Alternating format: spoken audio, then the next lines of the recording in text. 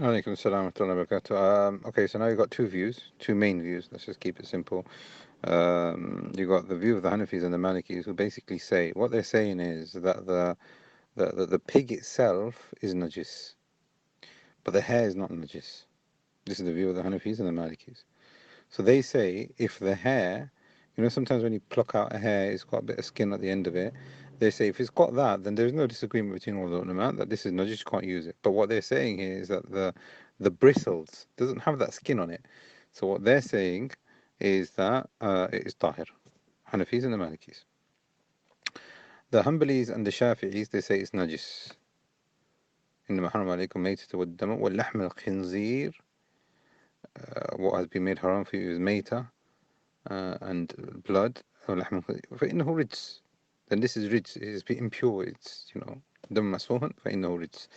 It is impure. Therefore, the Hanafis and the Hanbalis and the Shafi'is, they say that anything that comes from swine is najis. So these are the two views, right? If you've got something, now this is something where all four madhabs are agreed on. If you've got something which is najis and it is dry najasa, and you touch that dry najasa, then that najasa does not transfer onto the thing that has touched it. There is no contamination if that najasa is dry, if that impurity is dry. Okay? So if you, for example, you've got the bristle there and you comb your hair with it, if we were to say that it is tahir, then alhamdulillah it's tahir.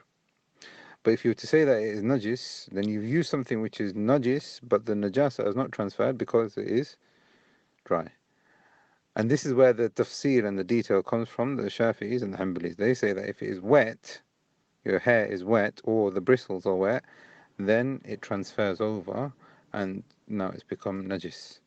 But Ibn Taymiyyah and others from the ulama have gone with the view of the Malikis, and they say that what is not part of the animal itself doesn't take the ruling of the animal. So they have said that the bristles that come off it, that is not part of the swine itself, which has been made haram. However, me personally, I don't feel comfortable with that view, and I think the view of the Hanbalis and the Shafi'is is stronger. Due to the generality of what is swine. You see, this is where the khilaf comes from. What is swine? They say anything which is connected to the animal is lahm al-khinzir.